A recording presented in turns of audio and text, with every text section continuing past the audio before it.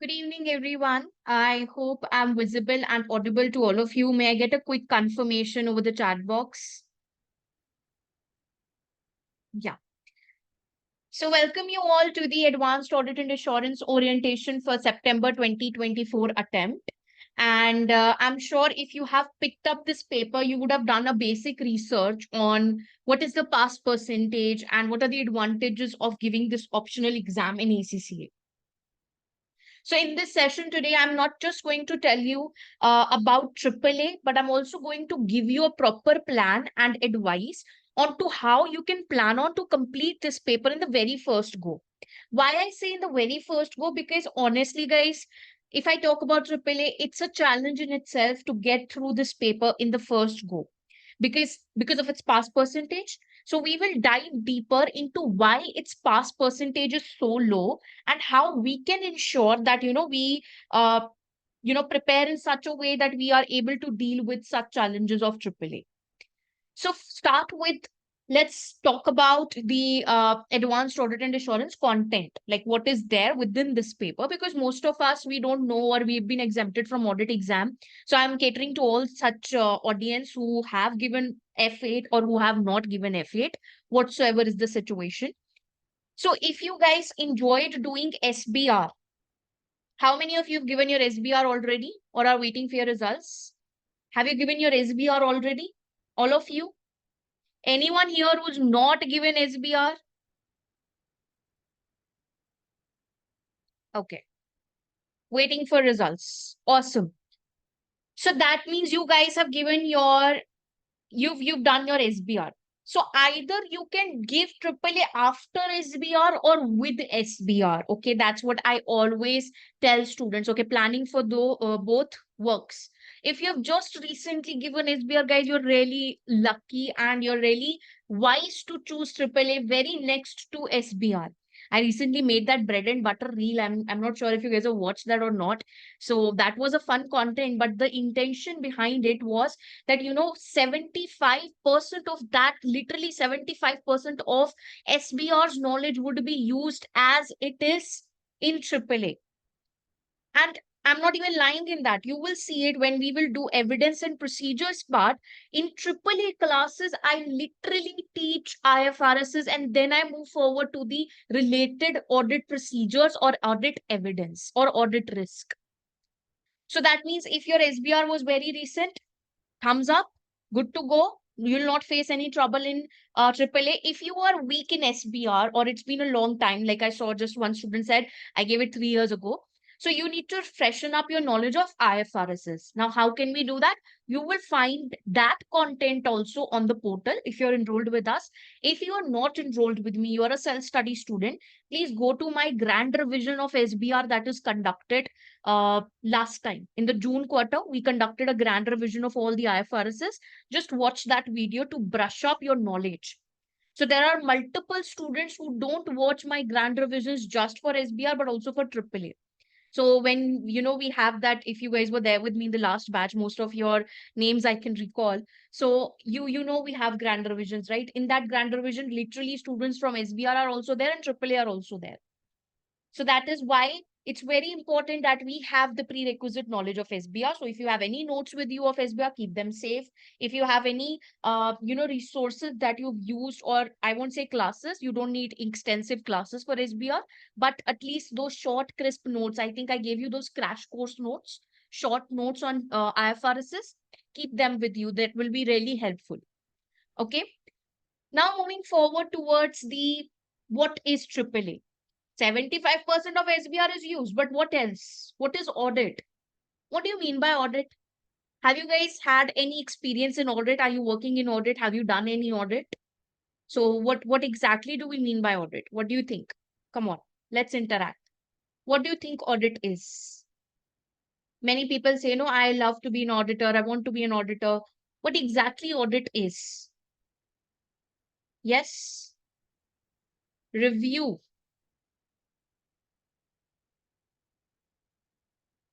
Doctor of financial statements. Stressful. Okay. Review of accounting. Let me tell you what exactly working in audit, independent examination of financial statements. right, Juhi? So what exactly audit is? Okay, I give this example every time in my orientation. When we guys are sitting for our board exams, I don't know about the students who are abroad, but we have this board exam kind of a thing in our class 10th, where, we get ranks and everything. And it's not a school affair, but it's board is a bigger thing. And it's that kind of an affair. So before that, we have external examination. Have you given those external vivas? Do you remember those days? External vivas, people are coming from another school testing your knowledge, and then you used to bribe someone to get full marks in your practicals because that practical was taken by someone external to your school. Yes. So what exactly that was? That was audit. That was external review. Someone outside my school, I am studying in a school, okay? My teachers are known to me. My result is equal to their result. So they have their self-interest vested. If I check your paper, I will pass all my students, no? If I am your tutor, your result is my result, and I get the leverage of checking your paper, I will give you ranks. So I have a self-interest vested there, right? So similarly, the accountants who are preparing the financial statements, they have their self-interest vested. They will never find out mistakes in their own work. Nobody would love to find mistakes in their own work. They would always avoid it. So to find the mistakes in the work, what we need is we need someone who's independent. We need someone who is, external, who's not having any kind of interest and has the power. If somebody tells you today that, you did this mistake. Now, if that person is your parent, that means they are in a powerful position, you will listen to them. But if that person is someone you don't value, you don't know, will you listen to that person? They say, no, you are bad, you are this, you are that. You won't listen to them. You'll be like, oh, shut up. I don't want to talk to you. So what happens is when you need to take or when you need someone to check your work, you need someone at a powerful position. How can I get into power? If I'm independent, if I'm an external reviewer, and I have my, you can say, my interest is not there in your work, but I'm appointed by an authority. So who is an auditor? He's appointed by audit committee. Who is audit committee? Audit committee is made up of NEDs. You know who are NEDs in any business? Who are NEDs? Non-executive directors. So there are two kind of directors in any business. That is executive directors who are doing day-to-day work and non-executive directors who are not involved into, day-to-day work. They are just there for some kind of guidance. They're just there for some kind of review. They're independent. So basically, they are not interested in what the profit this company is making. They're just there for quality purposes and they don't have any interest. They're not getting bonuses. Their salaries are fixed. So that is non-executive director. So this non-executive director who already is without any interest in the business will appoint an auditor. And that auditor is appointed by a powerful person, that is audit committee. And now this person has the power to give an audit opinion. What is audit opinion? Now, if you give me your assignment, what do you seek? Ma'am, feedback. Ma'am, what was the score? Review, right? So similarly, the person who's getting the audit done, audit is an assignment. Audit is a kind of work which is given to an external person. So if I'm giving the work of audit to a person, what do I want in return? I want audit opinion in return. I don't want a party in return. I want audit opinion. They should tell me whether my financial statements that I've given to them are true and fair or not. That's what I am looking for. So that's why I've given that work to them. So auditor, all in all, what you understand is a powerful person, should be independent, should follow proper ethics, and should give an audit opinion that whether the financial statements prepared by a particular company are true and fair or not. When I say true and fair, what do I mean by that? True and fair means there's no lies, there is no biasedness as per the IFRSs, right? So there's there's no material misstatement. We call this word as MMS, material misstatements. So free from MMS, my financial statements must be free from material misstatements. That is the reason I get an auditor appointed. He finds the mistake. If there is a mistake, the management is supposed to amend those mistakes. If management does not amend those mistakes, then sorry, we will give a bad audit opinion that the financial statements are not true and fair. That is what we mean by audit. So now we have a basic idea of what audit is and what we are here for today. We are here for the subject audit. So let me just briefly discuss with you that what exactly, what exactly is there, or what is the challenge of AAA and why people really fail this paper. What is the reason behind that failure and why the pass percentage is so low? Now I'll talk about the syllabus of this paper. Syllabus is very easy. You see, I'm telling you this on 16th of June. You will realize this by 16th of July. And you would agree to what I'm saying. Syllabus is very easy. When you will be going through the classes, you might feel like this, I could have done myself also. I'm telling you this now only. Because this paper is so general, it talks about how to be skeptical, how to have a questioning mind. It's like you act as you act as an investigator who's looking into the things and finding mistakes. So that is kind of interesting also, but it's very basic and theoretical paper. But I'm talking from syllabus perspective. The challenge of this exam, the whole challenge of this exam lies in its time management and the length. So let me just give you a brief about what are the challenges of AAA. So my first challenge in AAA is time management in the exam. Why? Because there would be a lot of questions like, there are 20 professional marks. Still, we have a lot of technical requirements. And one case study will ask you numerous things. It's not like SBR that I read exhibit 1, then I answer requirement 1. Not at all. You'll have to read the full question and then answer the requirement 1. So time management in the paper becomes very difficult. And even if you talk to any of your seniors who've already given this paper, they just say one thing: I left 10 marker, I left 20 marker. That is the reason why people fail AAA. Second reason why people fail AAA is sometimes they underestimate this paper. Because, as I said, when you will be doing this course content, you'll see that, okay, this is very easy. But the, syllabus is easy, not the questions. There's a difference between a case study and the course content. So application is very difficult in this exam as compared to its syllabus. So while doing the syllabus, we feel like, oh, this is just theory, so easy. And when we actually start writing answers, 1 month is left, and then we totally are blown up that what in the world is this? And then we screw this paper. That is the reason why people fail. I'm telling you all these things in the beginning only so that you can avoid it. Okay. Third thing is that people usually fail this paper because of lack of practice. You know what they do?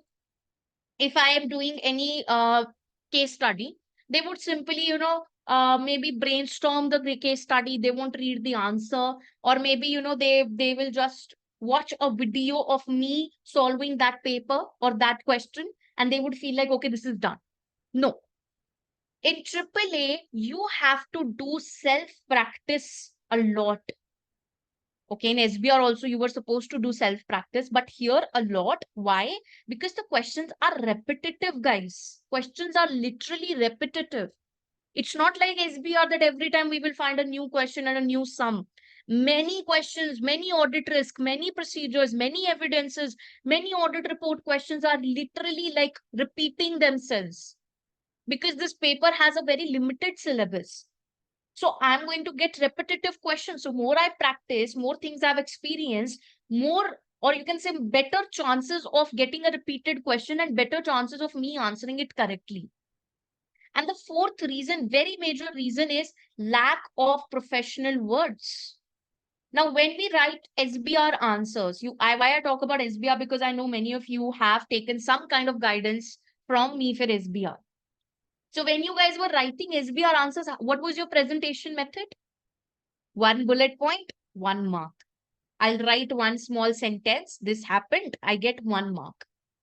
Yes, that's how easy the paper was. But what about AAA? Is it that easy? Not at all. This paper carries 20 professional marks. SBR carried just 4 professional marks. There is a huge, huge difference. Here you have to write in paragraphs. You have to use professional words. Okay. So if I say, for example, there's a question. Let me just show you a difference between a qualitative answer and a bad quality answer. So let's suppose the question said that you have to write a procedure. So one student writes a procedure, check the calculation of depreciation to a certain or uh, prove the to prove the to prove that calculation is right. Now, this is something which a student is writing. That makes sense, right? In the, you can say simple language, it makes very good sense that we are supposed to check the calculation of depreciation, which the financial accountants have done so that we can prove that the calculation is right. But if I talk from auditor's perspective, if I talk from the perspective of AAA, my answer, quality answer should be recalculate depreciation charge for the year, whatever the year is going on for the year, to ensure the mathematical accuracy. That's how you write a quality answer. That's how you write a quality sentence. So there's a thin line of difference between what is a good quality answer and what is a bad quality answer. Are you getting this? Then maybe the question, there's a quality management topic in your syllabus, which is very important, where, they give you a case study and you have to ensure whether the audit was as per the quality standards or not. So let's suppose there was something wrong in the audit process. So let's assume what was in the case study they have given you, the auditor, the audit engagement partner did not review the financial statements or the audit work, did not review the audit work, and just blindly signed the audit report. The audit report. Now, one person who sees this happening in the case study, what will you say? You'll simply say, ma'am, bad quality audit, quality standards not met. What else? How can you elongate it? How can you increase the length of what I just said? And how can you make it better in terms of professionalism? I will mention the exact quality standard. I will mention as per IS, whatever the ISA applies to this of quality management. The audit engagement partner is responsible for the review at all stages. He's not supposed to review just before reporting. No, at all stages, he's supposed to review the work of the audit team. So he's responsible for the allocation of work to the audit team, the engagement partner. He is responsible for the review of the work. He is responsible to train the audit team whenever they find any difficulty. So he has to be present and working at all times. He is the boss. Like in audit, there is a boss and then there's a team. So engagement partner is acting as a boss here. So he has to be present at all times. So he's not just supposed to review the work at the end, but throughout the audit, he's supposed to check the quality of audit. So now you will say, since this ISA was not applied, since this was not as per the quality standards, that means there is a detection risk. You're telling the implication also. There is a detection risk because the quality was bad. So there might be. Now further explain why detection risk. Don't expect examiner to know something naturally. Why detection risk? Because the auditor or the audit team might have missed, material misstatements, and the engagement partner has also not reviewed their work. That enhances the detection risk and decreases the quality of audit. So this is not professional. This is against the ethics also. So quality is also bad, but if audit engagement partner is an ACCA member, this impacts his ethics as well. So that is how you exactly, take the answer out. Like you talk about multiple aspects, you talk about a holistic picture rather than just a narrow thinking that this is bad quality audit. So you have to stretch your horizon. You're understanding my POV? I'm not trying to teach you anything here today. If you don't understand the concept, but are you understanding the vibe? Are you understanding what is the concept behind me saying all this? That you have to stretch your horizon. You have not to be narrowed down to just writing one sentence. Write as much as you can, elongate your answer as much as you can, and that too in professional words. Right? So these are the challenges of AAA exam. That is the reason why most of the people fail, and then they say, I wrote everything conceptually right, still I failed. That is the reason. Because when I check their mocks and then I'm like, oh God, see what you've written. You've written two generic answers. See, you've not completed your paper. That is the reason you're flunking. So that is why people are not able to pass this paper in the first go. And if you manage the four things that I've written, time management, not underestimating it, properly practicing the paper, using professional words, you will literally pass this in the first go, and I will be the happiest person on the planet. So that is why I told you in the very beginning that you have to manage these challenges. Then when I talk about the course syllabus, okay, what all things are there in my paper? First of all, money laundering is a topic which is a direct theory topic, I would say. Very easy, but still very important because you can be asked direct questions on it. Then ethics, you've done it in SBR also. Here you will do a wide coverage of ethics. Like as an auditor, how many services can you provide to your client? You're an auditor also, but can you give other services? That includes review, that includes taxation, that includes bookkeeping, that includes financial statements, that includes internal control. Can you give all these services to your audit client? Is it allowed? The rules are different for listed companies and unlisted companies. That's what we do in ethics. Then you have audit risk. So I will show you one of the past papers. Like I just opened it for you. So let me take you to the past papers of Advanced Audit and Assurance. Let's check out what's there. So it's June 2023 paper. You'll get to know the format of the exam as well. So the section A has a 50 marker question. So what is there in this 50 marker question? Let's see. Okay. Requirement 50 marks. And how many professional marks? 10 freaking professional marks. I mean, that is huge. So 10 marks for how good you write your answer, your presentation, your logical flow. Have you thought in depth? Like for example, here in, if you look at the requirement, I'll tell you what they've written in the requirement is for the audit risk. Let's see. They said evaluate and prioritize significant risk of material misstatement. So they said prioritize.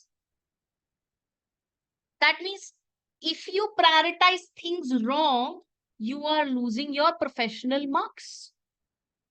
If I tell you guys prioritize your day, how are you going to plan your day? You say, when I wake up, I'll first watch Instagram. I'll scroll through the reels. That's my first priority. Are you professional? You'll lose the respect.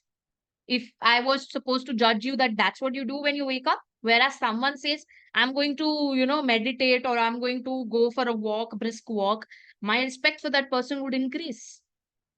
So same way, when you are calculating, not calculating, but analyzing what all risks are there in this company, in this case study, and you end up saying that the useless risk is the first priority in your risk list, then you will lose professional marks.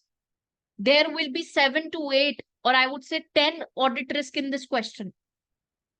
Out of those 10, how many do you feel are high priority? That's what you have to write in their order of priority. Now that is matter of judgment. So this paper actually requires you to apply your judgment. This is not that immature paper like where we just write 1 point and get 1 mark. This paper is really very professional. So here, that is the reason we are getting 10 professional marks for just prioritizing the significant risk of material misstatement. I will teach you what are risk of material misstatement, how do you write risk of material misstatement, how do you prioritize the risk of material misstatement. I'll tell you the mantra. It's on you on the day of the exam whether you correctly apply it or not.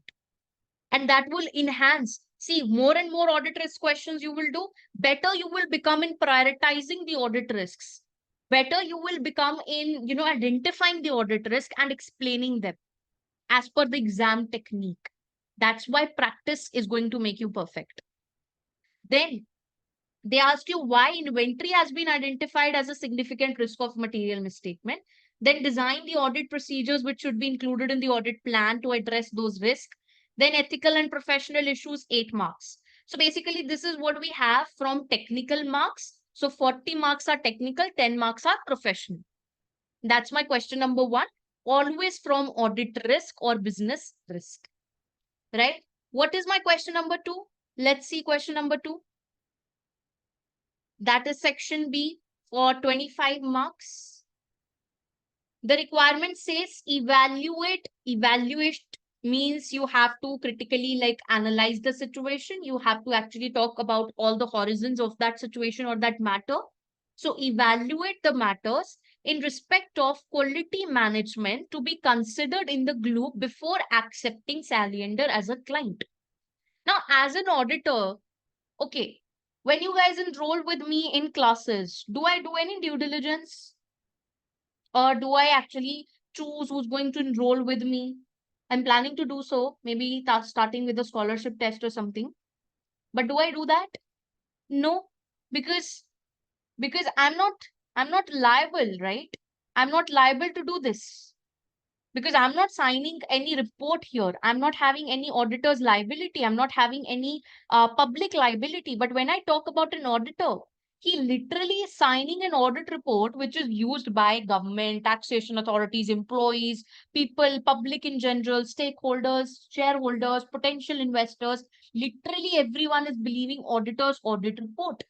Now, this guy who has signed an audit report is in a situation of professional liability. You understand professional liability?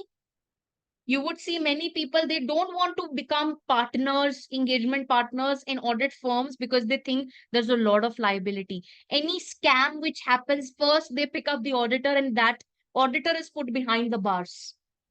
It's not the accountant first or the company owner first. It is going to be the auditor first. He is going to be questioned. He will pay fines. And then it harms your reputation. You talk about big firms, KPMG, Deloitte, every other day they have some controversies going on and their reputation is at stake. So don't you think this whole thing of signing an audit report is bringing in a lot of professional liability on me if I'm signing any audit report? So more the liability is, more kind of efforts I have to put or more skeptical I'm supposed to be. So if I am just teaching, I might not be skeptical. For me, you're a student. Okay, we are taking a class here. Okay, I have to be skeptical in terms of what I say, what I teach. But when I'm talking about in general, I'm not signing any report, so I'm safe. And similarly, if you talk about other, professions also, engineer, they are not so. But in the engineering field only, if I talk about a civil engineer, imagine he passed a construction plan of a bridge and that bridge falls. He puts his stamp there that this is the approved plan. Who is going to be sued?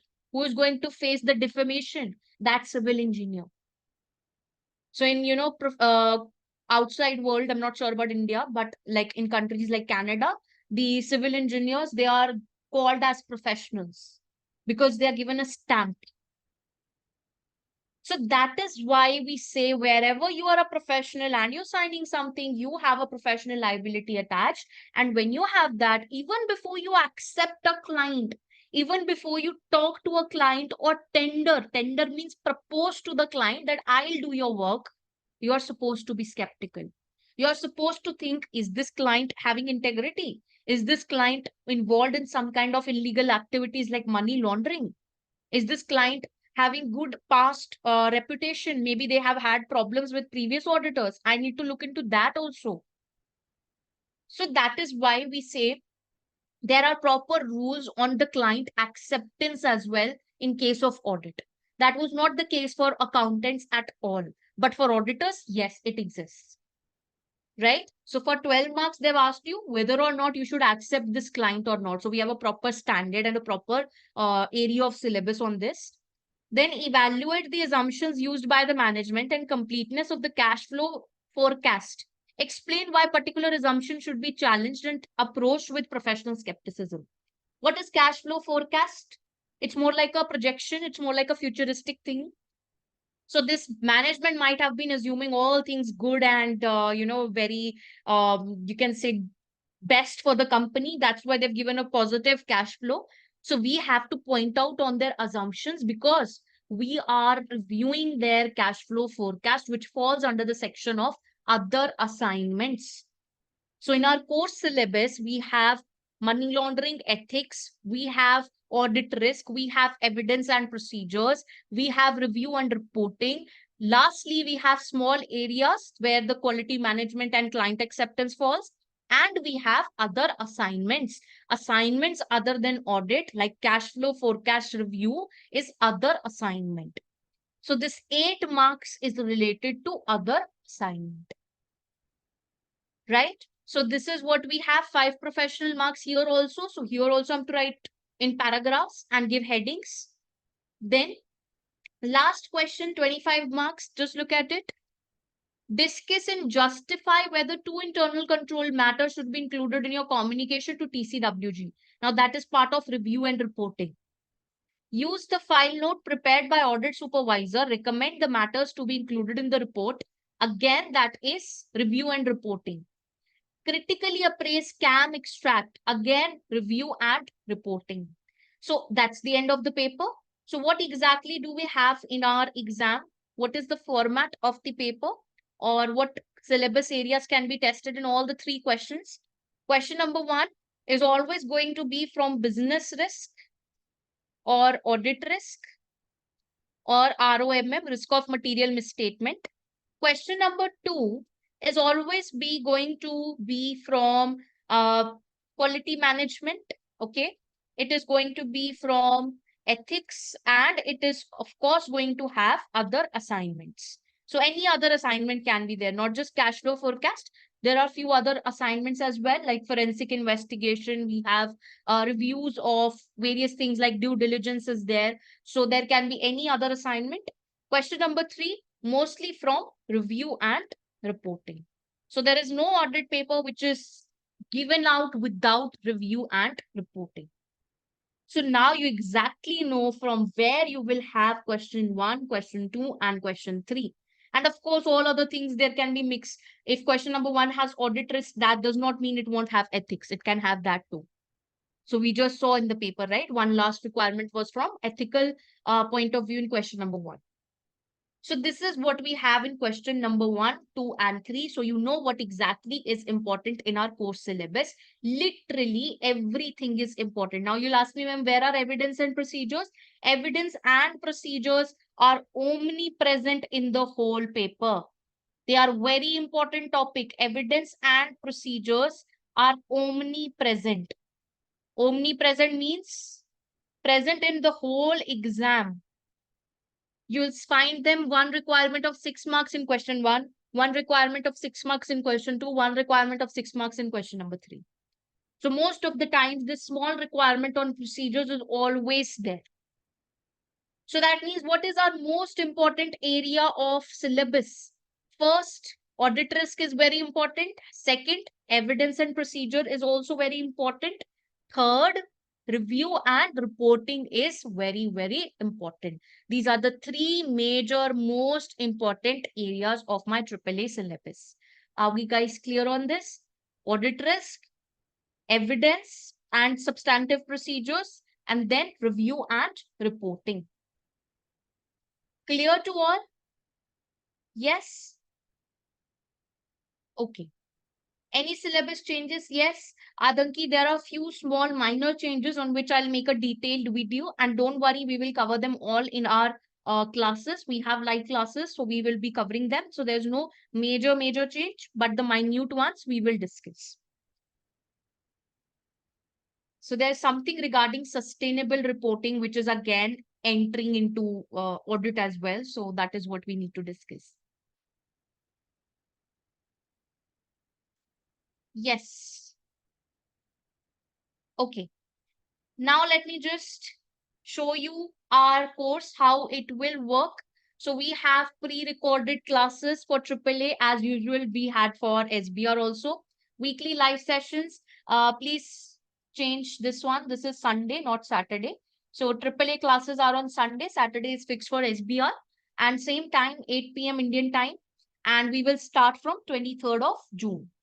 Then what are we doing in live sessions? We are going to practice questions like we used to do in SBR, and we are going to have your doubts solved in the live sessions.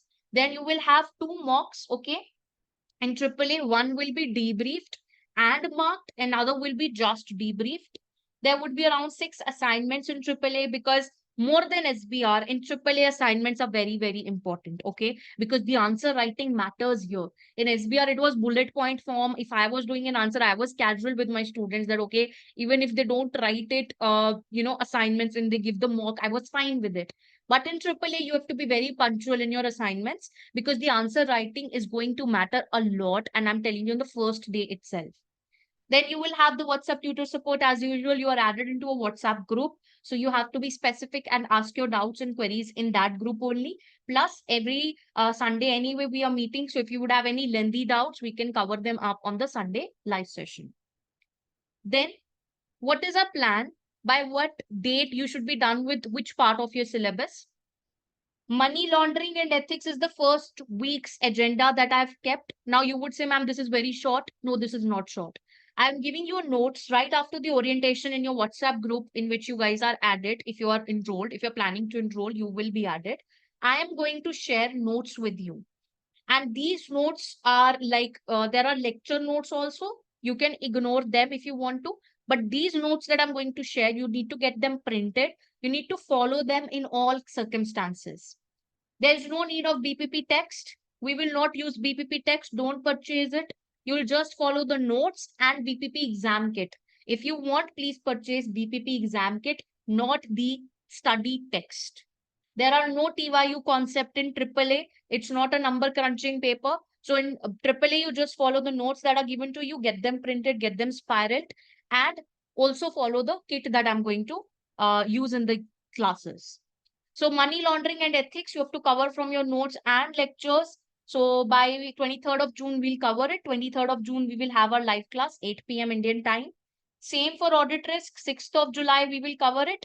We will have the classes on 30th June and 7th July. So basically, I've given you 2 weeks for this syllabus area. Then evidence and procedures, I've given you 1 week. Group audit, I've given you 1 week. Review and reporting, I've given you 1 week. Other assignments also I've given you, and small areas 1 week.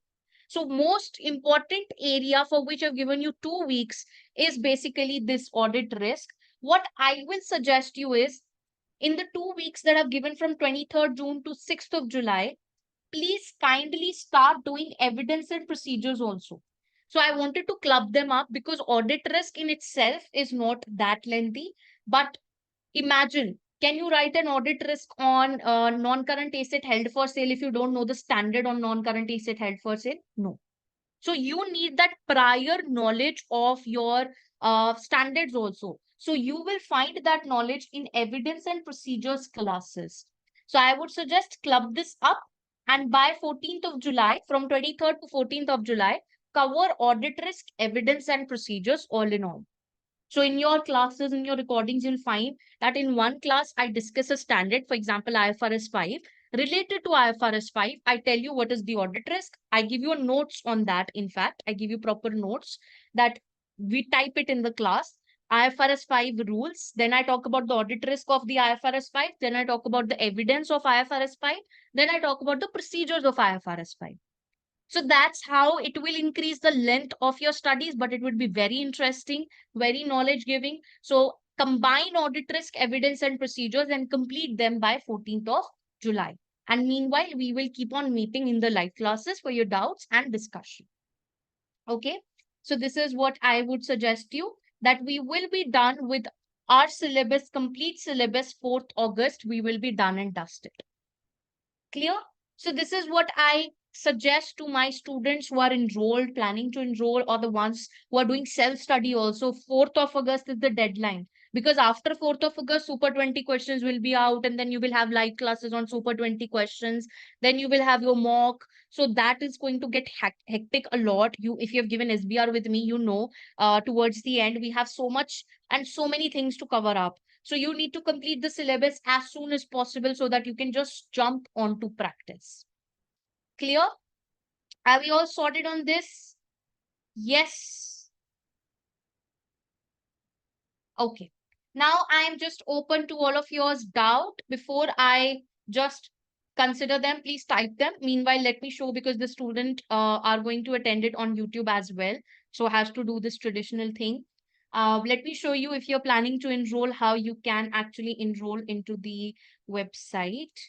So all you have to do is visit the website, TG Professionals.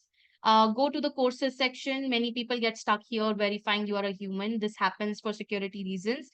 I hope you understand. Go to the courses section. Okay. Go to the courses section, find AAA course here. Please don't forget to apply your coupon code. I was just talking to the sales team, and then they said that there were 2 students who did not apply the coupon code, and then we have to issue them a refund so that they can make the payment again. That really is a hectic thing. So I request you that if you're planning to enroll, this is the coupon code. I've clearly written here, September 10. So just go and apply this code, and it is a very easy process. So I hope we all are clear on how to enroll, what to do. And now, totally open for the forum to ask questions. Let's see your doubts. Any new technical article? Yes, Shibi, I will be discussing that. I will be making a comprehensive video on new things which are there, especially the sustainable reporting part. So I'll be making a video on that. Let's not confuse the students in this one, in orientation. There will be a proper video that would be shared to everyone. It will be freely available. Yes, Saloni, exactly.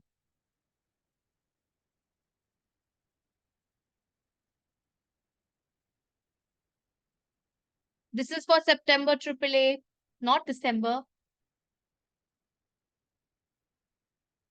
Ma'am, we don't have latest exam kit of BPV. Should we purchase it, or past one is fine?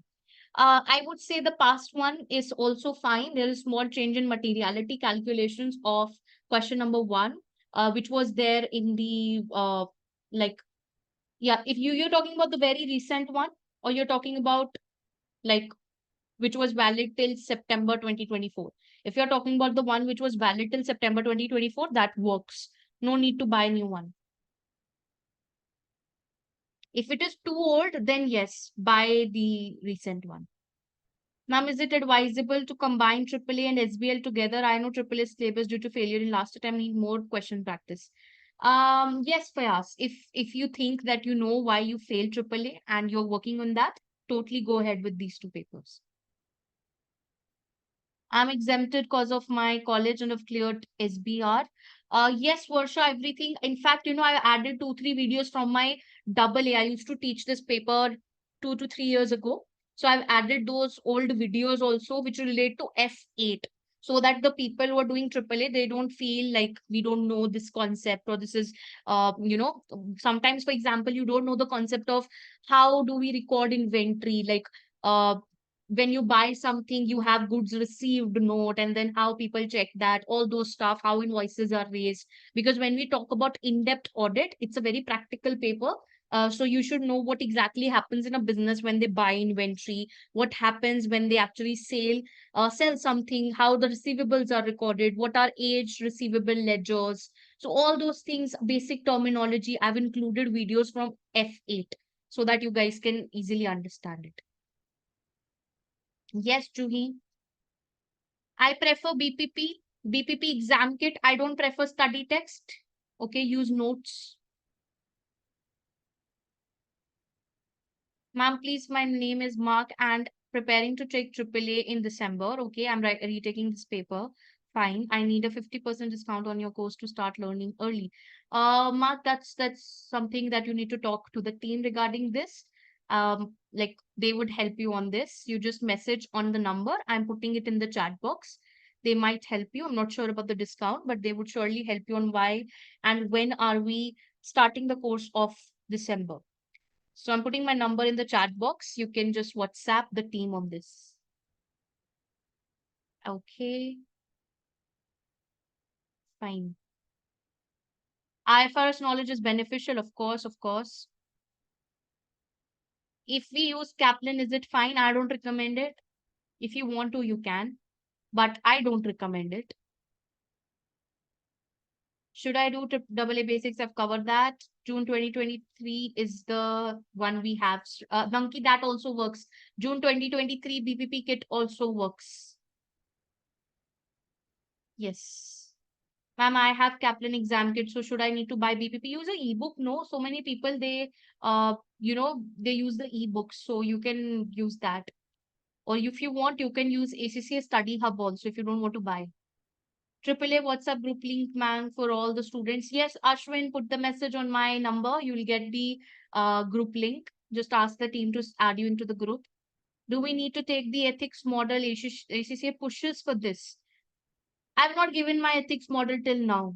So do you think that I am not capable, or I have not passed my AAA, or I have not passed my SBL? You have your answer. Ma'am, I'm giving AAA and SBL together as a full-time student. How much time should I give daily for practice? Giving AAA and SBL together. Uh, you should give more time to AAA, not because I'm taking up this paper, but because SBL is very commonsensical. It is based upon, like, what is good for a business. You need to think as a business, I would say an entrepreneur. And in AAA, it's very professional. So you need practice a lot. In SBL, that's not the case. Even there, you're not supposed to learn the models in SBL, whereas in AAA, you need to learn the rules. So give more time. So if you're studying 4 hours a day, I would say 2.5 hours to AAA and the remaining to SBL. So SBL can be still managed even if you give very less time to it, but AAA can't be. So don't even if you look at the pass percentage, you would understand that which one is more difficult. If we enrolled right now, then if we are not able to clear exam in July results, yes, Juhi, okay, let me clear it for once and all. If you guys inform me by 15th of July, that is your result day. So let's suppose you gave SBR in June and you start AAA classes with me, but you flunk in that paper. You realize, I hope you don't, I hope you pass. But just to clear the policy, if you flunk in that paper, on 15th of July, I will let out a form, Google form. You have to make sure that you fill it maximum by 15th or 16th of July, so that you inform me that I don't want to give AAA in September attempt without any cost, without any questions asked. Your exam, this whole course will be freezed. You will be added into December batch. I won't say freeze, but you will be added into December batch. Okay. And you won't be able to attend prospective live classes of the September batch. So you will be, directly put into the December batch. That's what happens when you have to get an extension. But if you inform me, like, you freaked out, you don't want to give the paper now, and you suddenly after 2 months of study, you say, I don't want to give the paper. Now that is when, if you want to extend, pre-extension window is open till 16th of July. But if you inform me after that, you will be charged 30% of the fees. And this extension is valid only for 1 quarter. So you can't say that I extended till December. Then in December also, I want to extend in March. So one-time extension is free of cost. No problem. Just inform me well in time. Even if you don't fail, just you made a change in plan. If you inform me by the result date, I have no problems in freely extending your course. Okay. Do you have special discount for Pakistan students?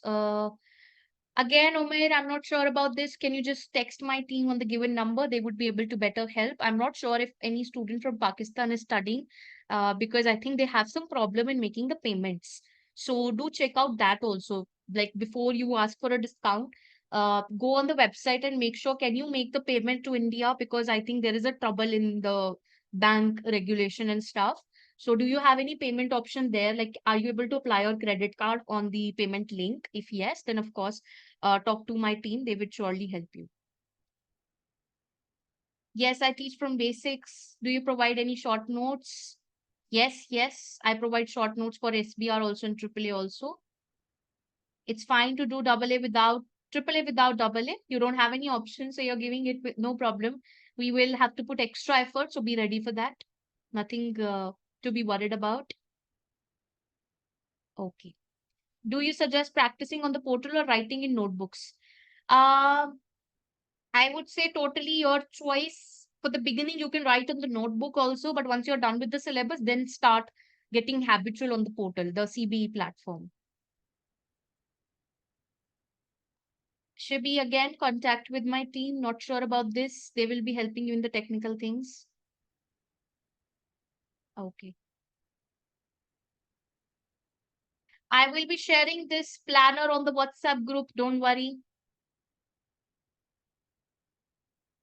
How should I approach both the papers, SBR and AAA? Very good question. Let me answer it.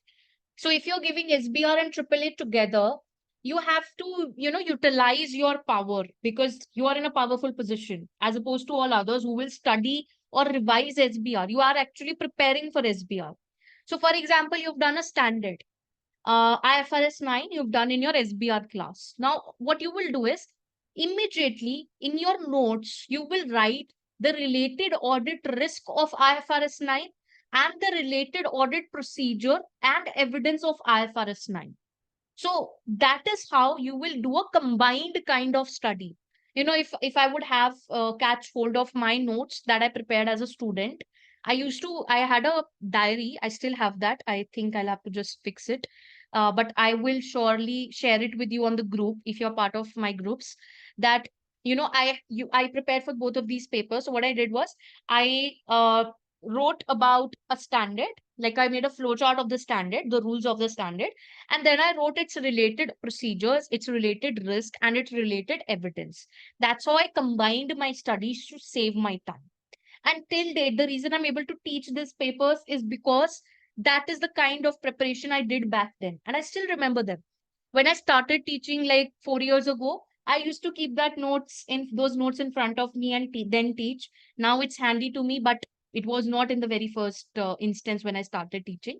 So yes, these notes are helpful beyond ACCA while doing ACCA also. So please make such kind of notes with you. You are professionals. Later on, you will be asked such questions on IFRSs, on audit procedures in interviews also. So make sure you have them handy with you all the time. Okay.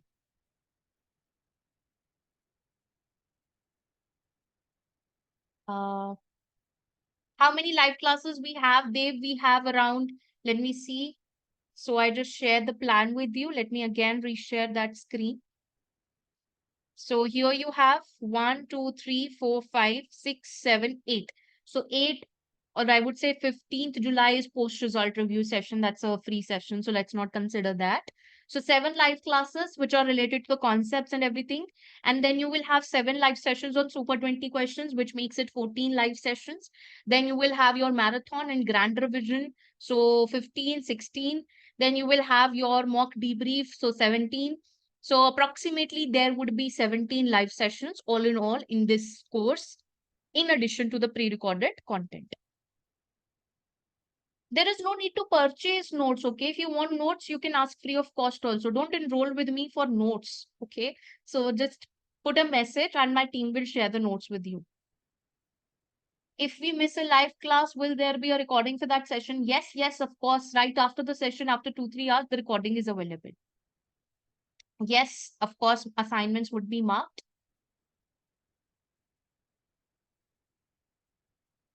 Okay.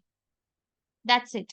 So guys, I think I've missed few doubts here and there, but do you recommend taking SBR crash course? No, I don't recommend that, Juhi. In my AAA course only, you will find a lot of content of SBR. If you would need something, I'm teaching SBR also. I will add that content. So just let me know what you need extra.